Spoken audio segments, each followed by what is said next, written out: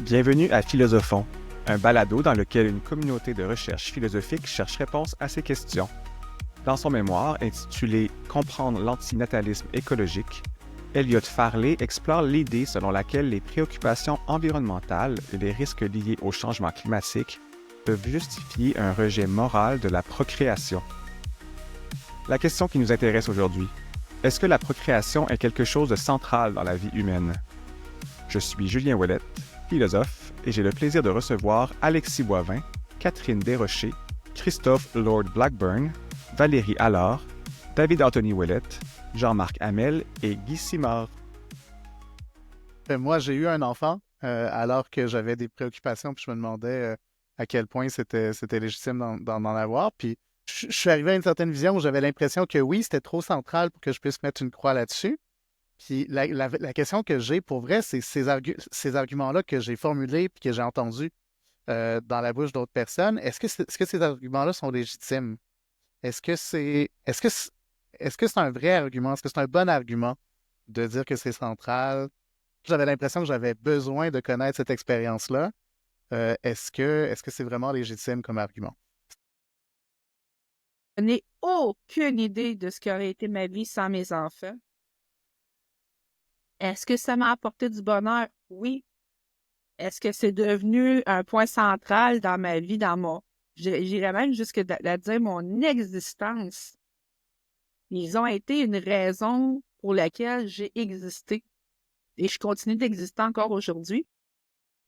J'ai l'impression qu'il y a une confusion conceptuelle entre sens de la vie et bonheur, qui sont pas nécessairement la même chose. Donc, je demanderais à la communauté de m'aider à définir ces termes puis à essayer de voir s'il y a un lien entre les deux. Si la communauté veut le faire, bien entendu.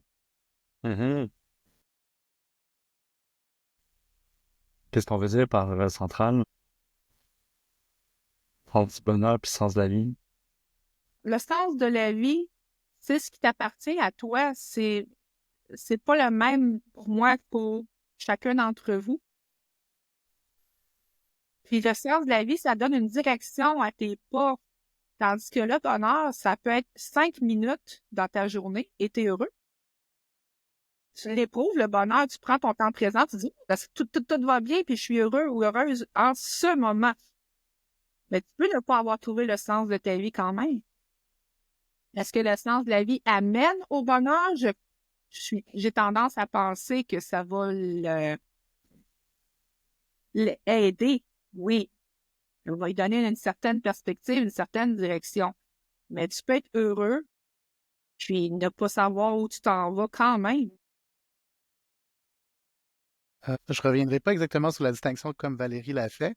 Ça me semble être très fertile, mais la notion de sens, je l'aime vraiment beaucoup. Je trouve maintenant que j'y pense, puis que j'y pense avec ce concept-là, il me semble que ça permet de bien comprendre la question.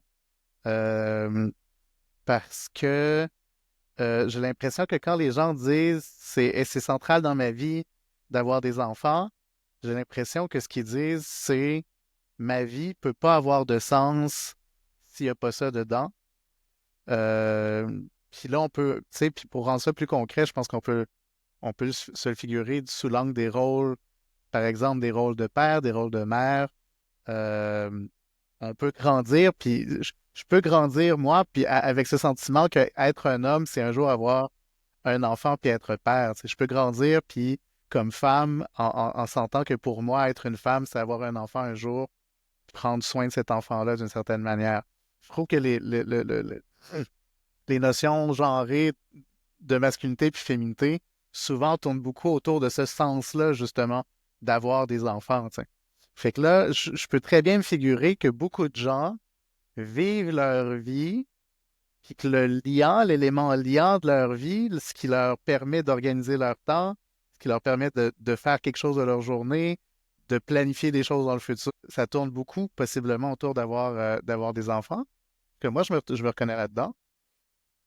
Puis ça permet de transformer un peu la question en se demandant, mais est-ce qu'on peut demander à des gens d'abdiquer le sens de leur vie? Cette semaine, accidentellement, j'ai commencé à lire sur le sens de la vie selon une auteure que j'ai oublié le nom.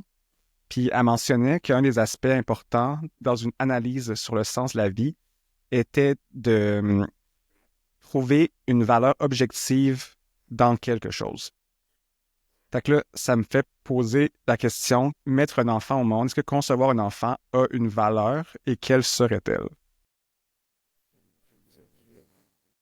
Je levais la main pour essayer de clarifier, parce que Julien, t'as mentionné l'idée d'une valeur objective. Si j'ai bien compris cette idée-là que tu as mentionnée, c'est pas l'idée qu'elle soit objective pour n'importe qui. C'est que la personne qui la défend ou qui la vit la considère comme objective. Donc, de dire qu'il y a quelque chose dans le monde qui a de la valeur, je vais pas commencer à le remettre en question, tu sais. Après, est-ce que c'est dans ce sens-là que ça parlait d'une valeur objective? L'exemple que l'auteur donnait, c'était, admettons, un artiste qui se donne à son art 24, genre, à longueur d'année, qui met tout son travail. Elle disait non seulement c'est important que l'art pour cette personne-là, qu'elle le considère comme quelque chose qui a de la valeur, mais il faut aussi, il y a un aspect objectif, elle mettait l'attention là-dessus, que c'est la valeur de l'art elle-même qui contribue au sens. C'est pas uniquement relatif. Je sais pas si je le comprends bien, là. Fait que dans le contexte de notre discussion, ça redeviendrait à se demander non seulement mettre au monde un enfant, il faut que ça ait de la valeur pour la personne qui la met au monde, parce que qui la met au monde, mais c'est quoi la composante, si elle existe, là, si l'idée fait du sens, ça serait quoi la composante objective en termes de valeur de cet nouvel enfant? Qu'est-ce qu'il apporte au monde? Je Je te donne la parole, là, si tu veux. Pour vrai, Julien, je pense que c'est une des meilleures contributions à la question. Là, je trouve ça vraiment intéressant, tu sais. Premièrement, il me semble que je suis d'accord. Comme spontanément, je suis comme d'accord avec cette idée-là que pour bien vivre puis pour considérer que la vie a du sens, tu sais, pour se lever le matin, puis sortir de son lit, pour faire quelque chose, il faut qu'on considère qu'il y a des choses qui ont de la valeur d'une manière comme centrale, fondamentale, tu sais. Euh, Puis là, ta question, c'est pourquoi, qu'est-ce qui aurait de la valeur dans le fait d'avoir un enfant? Ben, il y a beaucoup de gens, moi j'entends ma mère, hein, il me semble que j'entends tellement de gens qui disent, ben, quand tu as un enfant, tu apprends à vivre pour autre chose que pour toi-même. Ça me semble être une partie du rôle. Je parlais de rôle tantôt, là, de rôle de parent. Puis j'ai l'impression que quand on a des enfants, une des choses qui apparaît, euh, ouais, vraiment avoir de la valeur, c'est à quel point on apprend à être là pour quelqu'un d'autre, d'une manière qui est comme plus importante même que pour soi-même, à certains égards. Euh, Puis il y a beaucoup de gens, en tout cas, il y a beaucoup de gens qui présentent ça comme étant une espèce de fin en soi, là. Fait que je sais pas c'est quoi à quel point c'est juste, mais il me semble que c'est au moins une réponse à cette question-là. Catherine? Et là, j'ai envie de poser la question, est-ce qu'un enfant nous permet vraiment de penser pour autre chose que pour soi-même? Et j'explique mon raisonnement derrière ça. Un parent qui a un enfant, il y a toujours une notion au niveau biologique de prolongement de soi. Donc, au sens pratique, une personne ne peut pas juste avoir un enfant puis juste le laisser aller. Il y a toujours un intérêt à voir l'enfant se développer puis avoir je dirais, un prolongement, je veux dire le terme anglais, successful de soi-même. Que cet enfant-là aille loin, qu'il se développe, qu'il soit heureux, parce qu'on a un intérêt personnel à ce qu'il fasse en fait. Non, mais tu as évalué l'idée avec cette idée-là de l'intérêt personnel, OK? J'ai entendu l'argument que mettre un enfant au monde, ça reconnecte une personne au projet d'une société. Est-ce que c'est la position selon laquelle, comme le fait d'avoir un enfant, justement, ça t'encourage à prendre soin de ton monde, de la planète, de tout ça, parce que tu veux assurer un monde meilleur pour ton enfant. En théorie, tu as un enfant, tu as intérêt à améliorer le monde. En théorie. Sauf que rappelons-nous qu'on est présentement 8 milliards, je sais pas trop combien d'êtres humains sur cette planète, et qu'on est la seule espèce à la détruire, malgré ça. Qu'on sous-entend, c'est que avoir un enfant, nous pousse à nous réintéresser à qu'est-ce qui se passe dans notre projet de société ou sur la planète parce que on a intérêt à ce que notre enfant vive dans un monde intéressant. Est-ce qu'on pourrait donc répondre à la question, est-ce que la procréation est quelque chose de central dans la vie? On pourrait dire que oui. Et la raison, ce serait parce que c'est une forme d'engagement. Est-ce que c'est ça la conclusion de cette bulle qu'on a faite? Est-ce que cet engagement-là vers le futur, cet engagement-là pour la société, est-ce que cet engagement-là, euh, quelle autre forme il peut prendre, tu sais? Puis si on en trouve plusieurs autres, tu sais, ben effectivement, on va avoir détruit un argument là, qui nous dit qu'on a besoin d'avoir des enfants, tu sais. Mais il me semble il me semble que c'est quelque chose qui est, ben, tu sais, puis très spontanément, je peux en trouver tout plein des exemples, là. Ma marraine était enseignante, puis son engagement, elle n'a pas eu d'enfant, mais son engagement en enseignement, c'est un engagement pour la société, tu sais. Puis je pense qu'on peut dire la même chose de beaucoup de personnes qui créent d'un point de vue artistique. C'est des formes d'engagement dans la vie, puis des formes d'engagement pour le futur, puis pour la planète. Euh, est-ce que est-ce que tous les engagements créatifs ont la même propriété d'être ce genre d'engagement-là? Peut-être. Je vais laisser cette hypothèse-là. Peut-être qu'il y a plein d'autres formes d'engagement qui sont tout aussi significatives, tu sais. Catherine? Ouais. C'est intéressant qu'on mentionne l'enseignement ou les arts, entre autres, ou même à la limite l'entrepreneuriat. Parce qu'à travers tous ces éléments, ils ont tous un point en commun. Et c'est un prolongement de soi, en fait, au niveau de juste notre prolongement dans l'histoire. Un enseignant va transmettre son savoir à ses étudiants qui vont le marquer. Eux, ils vont se rappeler de cet enseignant-là. Fait que déjà là, ça fait une lignée de cet enseignant qui se prolonge. Un artiste va créer une œuvre qui va perdurer dans le temps. Un entrepreneur va créer une entreprise qui va faire la même chose. En fait, c'est un peu comme ça. En fait, c'est analogue à avoir un enfant, en fait. Ça reste souvent à l'idée de notre propre prolongement de soi-même. De soi, en fait. Mhm. Là, à partir de là, quelqu'un qui dit je ne veux pas d'enfant pour des raisons environnementales, quelles sont les autres actions qu'ils sont prêts à prendre? Quelles sont les autres actions qu'ils vont faire pour leur prolongement d'eux-mêmes, en fait? Est-ce qu'il y en a? Est-ce qu'on peut vivre sans avoir aucun prolongement de soi-même? C'est-à-dire, je fais juste vivre et peu importe ce qui se passe de moi après ça, on verra. Et si c'est comme ça, quelle est notre image de soi? Quelle est notre vue sur la société? Là-dessus, je pourrais pas vous dire, en fait.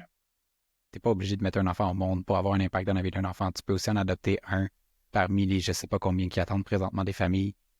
Fait que ce serait peut-être un argument contre dans le non, en fait, que non, parce que t'es pas obligé de procréer pour avoir un enfant. Si on adopte, généralement, c'est qu'on ne fait pas survivre notre génétique. Mais, outre que ça, j'ai l'impression que la plupart des autres réponses qu'on a mis pour la procréation s'appliquent tout autant à l'adoption. Fait que j'ai l'impression que c'est un bon argument pour le non. Donc, non, parce que il y a l'option de l'adoption qui peut comme remplacer la procréation. Et voilà, plutôt que d'acheter du linge neuf, on va chercher du linge usagé. On va chercher un enfant usagé. À quel point est-ce que ça fait une différence d'avoir un enfant neuf, flambant neuf, plutôt que... Pardon pour le vote. Je trouvais que Catherine a proposé des mots pertinents tantôt. C'est pour proposer une hypothèse de reformulation de la question, vu qu'on a beaucoup parlé de sens. Puis là, je combine une autre question un peu, là, mais est-il moralement admissible de choisir la procréation comme sens à sa vie? Je veux commencer par souligner que c'est l'expérience de plein de parents de découvrir que leur enfant peut pas être le centre de leur vie, que leur enfant est autonome, qu'il a sa vie à lui. À la limite, il s'en fout de ses parents. Il est dans le monde, puis, tu sais, nous, on a le devoir, comme parents, on a le devoir de s'occuper d'eux. Puis eux, ils font ce qu'ils veulent. Puis, fait que la première chose que je veux dire, c'est que si cet acte-là progressif est le centre de ta vie, il y a clairement un problème. Il y a vraiment un problème. Mais pour vraiment répondre directement à la question, est-ce que c'est moralement inadmissible? Je pense que juste par principe, est-ce que le fait qu'un autre être vivant soit vivant, ça peut être le centre de ta vie à toi? Il me semble qu'il y a un problème moral tellement important parce que ça rend quelqu'un d'autre, parce que tu t'appropries ou parce que tu donnes un sens à partir de la vie de quelqu'un d'autre qui est uniquement un objet pour toi de ce point de vue-là. Donc, tu répondrais non, il est moralement inadmissible de choisir la procréation comme sens à la vie, parce que sinon, ça impliquerait que finalement, l'enfant n'est qu'une prolongation de soi, comme disait Catherine. Oui, c'est ça. En fait, il me reste une question, tu sais, à quel point on décide du sens qu'on veut donner à notre vie, c'est à quel point on est victime aussi du sens de notre vie. Merci d'avoir été des nôtres pour cet épisode de Philosophons. Venez poursuivre la discussion sur nos réseaux sociaux et si vous souhaitez appuyer le projet, abonnez-vous à notre Patreon.